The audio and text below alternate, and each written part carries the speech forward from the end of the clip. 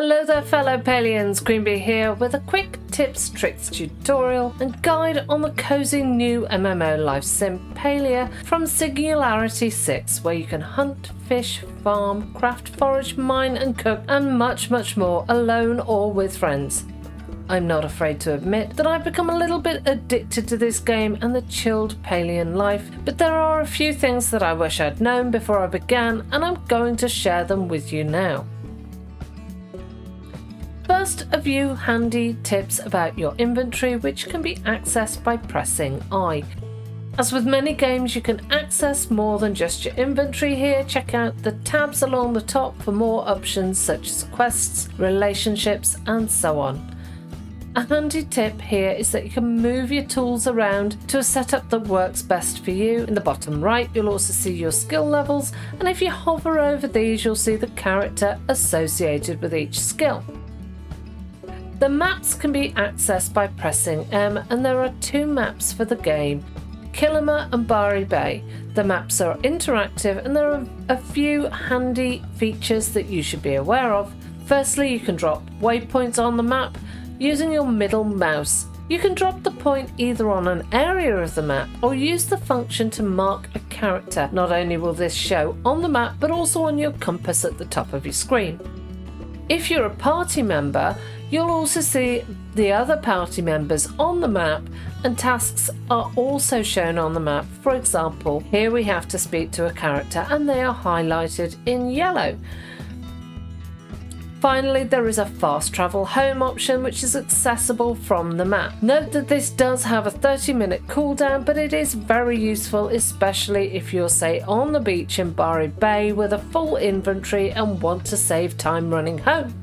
Return home is not the only fast travel option. Use these bards that you'll see at various locations on the maps to fast travel to key areas of the map. Now this does cost coin, but in my opinion the cost is very low for the convenience.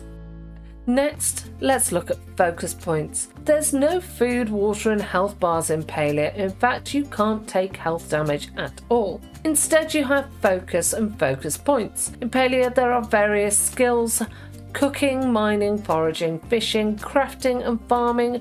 Doing activities related to this skill produces XP for that skill, and as you level up and you access more items and resources relating to the skill itself. Focus points increase the rate at which you can earn XP. Working with a full focus bar gives you an XP boost. To fill your focus bar, you're going to be cooking and eating food, and it's the food that provides you with the focus. To begin with, the focus bar, when full, gives you 20% XP boost, but this boost can be increased by visiting the Phoenix Shrine. This is the location where you originally spawn in at Phoenix Falls on the Kilima map. Spend 100 renown points. Renown points are easily accumulated by carrying out tasks for villagers. There's a 1k cap on renown points, so make sure you invest in upscaling your XP boost as soon as possible for faster leveling. Currently, by spending at Phoenix Falls, I'm at 40% XP boost. Similarly, visiting the Dragon Shrine and spending 100 renown will provide you with an increase to the max amount of focus points in your focus bar. Now this is going to be especially important once you progress, as more complex meals provide you with more focus points. Not upgrading your focus bar at the Phoenix Shrine means you could lose some of these points, and also by upgrading it, it means that the max focus bar will last longer between having to refill it. Palia's in beta, guys, and we all know what that means. You're going to come across the odd bug. This isn't the first time I've glitched into a rock in a game and gotten stuck. Now this happened to me less than 2 minutes from the start of a Palia live stream. Chat kindly advised me that if you type /unstuck into the chat, this should resolve it. Now I have been stuck in a rock twice so far, and the one time using the unstuck command did indeed fix the issue. However, the second time it didn't. If this happens to you guys, do not panic. Just go into your map and use the return home feature that we've already spoken about.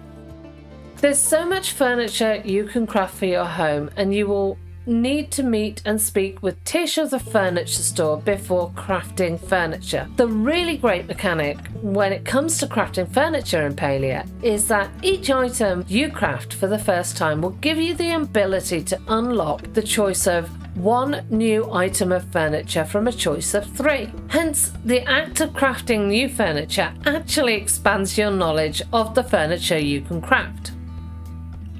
When it comes to fishing, you can fish nearly all the bodies of water, trying out different spots for different fish. And remember, you can get different fish at the same spot at different times of the day and with different types of bait.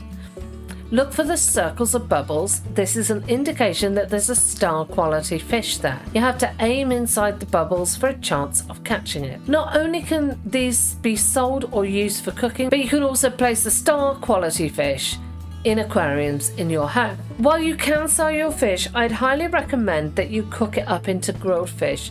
This helps with increasing your cooking skills. Grilled fish takes 2 fish to craft on the campfire but retains the original value of the 2 fish, meaning that whilst you don't lose or gain any cash from turning 2 fish into 1 grilled fish, you can benefit by increasing your cooking skills. Finally guys, fish with friends. Fishing with others means you can get a fishing bonus. Use the T button to bring up emotes and clap while standing next to somebody to give them a fishing bonus, and vice versa. And just standing next to somebody gives you a fishing bonus in its own right. Finally, if you want to do a spot of fishing but you don't want to be running back and forth, there is a pond at your home location where you can catch a really nice variety of fish. Now, cooking, guys. Cooking. Brett will teach you cooking and sell you various cooking and crafting stations and recipes as you increase your cooking skill levels, and he can be located for the most part at the Ormuz Horn, but keep an eye out also for recipes in the open world. There's a couple of scraps of paper at the fishing pier, a recipe in the family farmhouse, and one in Hodori's house in Bari Bay. I think there's another one that at a later date can be obtained from the library. But don't skimp on this skill, guys. Remember, eating food is the way to replenish your focus points, and this means an XP boost. Farming is a pretty lucrative passive activity. You must remember to water your plants every day for them to progress to their next growth stage. Crops set date at 6 AM in the game once per hour, so make sure you've watered them beforehand. And crops can either be sold for cash, used for cooking, or converted into more seeds for farming. Certain crops gives a boost to the other 4 crops directly adjacent to them to the north, south, east and west. The boosts do not work on diagonally adjacent crops. Examples of boosts are cotton giving a quality boost and wheat giving a yield or harvest boost. But be aware that boosts do not affect crops of the same type, so planting 2 wheat together will not increase the yield of wheat in itself. You'll get a small amount of coin by completing some tasks for villagers, but the main way to get coin is to sell items. There are 2 ways to sell items in the game. The first and most convenient is to sell directly from your shipping bin. Opening your shipping bin allows you access to your player inventory and your storage. From there, you can select and sell what you want. I tend to sell things like starred items, excess meat and hide. Flint sells for 3 apiece and can be quite nice and lucrative, especially when you can quite quickly craft arrows from copper, so won't have the need for flint. I keep my ores, clay and planks. I sell starred vegetables most of the time. Sell items from foraging with the exception of morel mushrooms and spice sprouts, which I keep for cooking. Just remember guys, Palia is abundant in resources, so you can easily replace what you sell. Farming, foraging and hunting, they're my favourite cash cows. I'm doing a video on that, but spoiler alert guys, if you want a ton of cash, my recommendation, craft a load of copper arrows and spend a day hunting Cernic. The shipping bin is emptied twice a day at 6 AM and 6 PM, so if you miss the shipping bin and want cash fast, or are just out and about and want to sell what's in your inventory, visit Ziki's store to sell your items. There is actually no difference in selling in sale prices between selling at the store and selling at your selling bin, back at base. Also, you need to know that there's no difference in sale prices between crafted items and their raw materials. For example, if you have 2 fish worth 20 coin and you use those 2 fish to make 1 grilled fish, the grilled fish will be worth 40 coin. But it is worth taking the time to craft them into food, because this will help level up your cooking. Now, tools and degradation. Your original tools won't degrade, but once you start crafting to next level tools at level 3, you'll be required to repair these tools periodically. Now, not repairing them will result in the tool degrading over time and breaking. So you'll then have to use the original resources to craft the item again. So it's important to keep an eye on your tools and repair them. Tools can be repaired at the forge in Killamur village. You can either use repair kits or coin to do this. Now, 20 repair kits can be crafted from 1 copper and 5 wooden planks, and later 5 wooden planks and 1 iron will net you 40 tool repair kits. At level 4, Hodari will sell you a repair station which you can place at your homestead. Now, you can repair your items at any time, and the repair kit or coin cost is relative to the level of damage to the tools. But personally, I tend to spend the coin on repairing the tools rather than the resources on repair kits, as currently the cost to repair the items is pretty reasonable. Now, Palia is an MMO life sim and has a great blend, in my opinion, of solo and collaborative features. For the most part, you can play this game completely as a solo player, although collecting flow trees and searching for Pallium ore is certainly easier when you're working as part of a team. The things you're going to need to know about collaboration are as follows. Party sizes are currently maxed at 4, although this being a beta, one could hopefully expect that this will increase in time. You can use the whisper command to chat directly with your friends, or hit the button at the side of chat to bring up the party chat and chat directly with your party privately. Fishing together in the same areas gives a boost, and using clap and emote cheers to cheer somebody on who's fishing gives them an extra boost. If you're short on items, you can submit requests in the Friends tab. You can also fulfill friend requests, and spoiler alert, there is going to be a quest to do that. Finally, guys, there's no reason not to work together. When everyone performs a task, you all get the resources. Even if you're not in a party together, for example, everyone hits a tree once. When it falls, everyone gets the resources. They get no less resources from working as a group than working as a solo player. In general, resources and respawn rates are pretty abundant in Palia, but this is especially important when dealing with flow trees and Pallium ore. Pallium ore is pretty rare and in high demand for higher level tools. If multiple players can hit one node and all get the resources, then that helps everyone and it incentivizes people to share node locations. Likewise, flow trees are rare and can be tricky as they self-heal while being chopped, meaning that working together and sharing locations is important to taking these down and allowing multiple players to profit from one tree.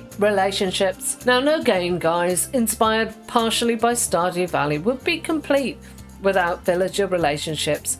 The rule of relationships is quite simple. You can speak with every character once a day.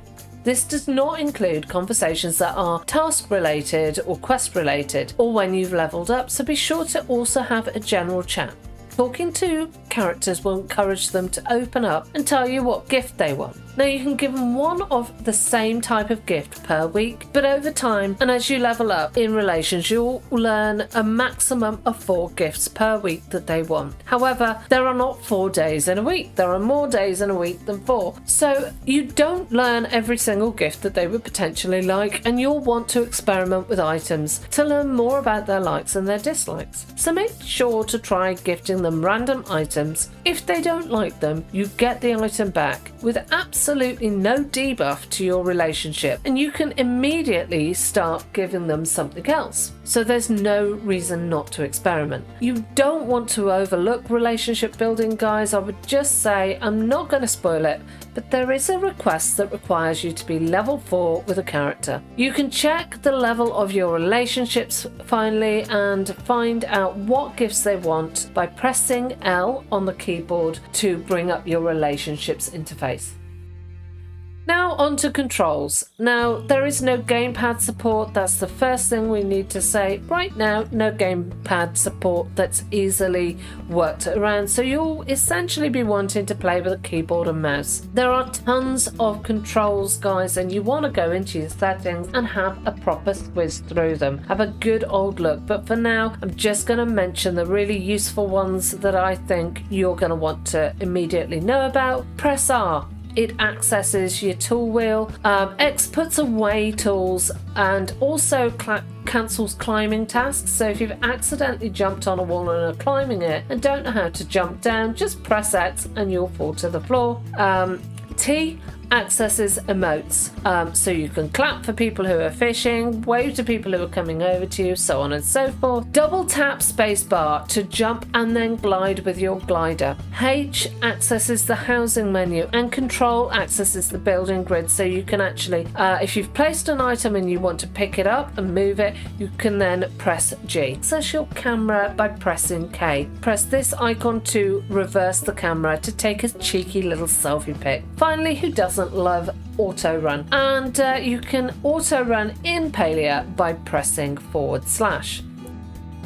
Guys, there are so many other things that I could share, but what's a new game without a bit of trial and error and a little bit of learning by experience and exploration? Make sure you do explore. Who knows what hidden treasures you may find along the way. I really hope you've enjoyed this, and if you have, don't forget to like, comment and sub for the good old YouTube algorithm. And if you want to know more about cooking in Palia, check out this next video.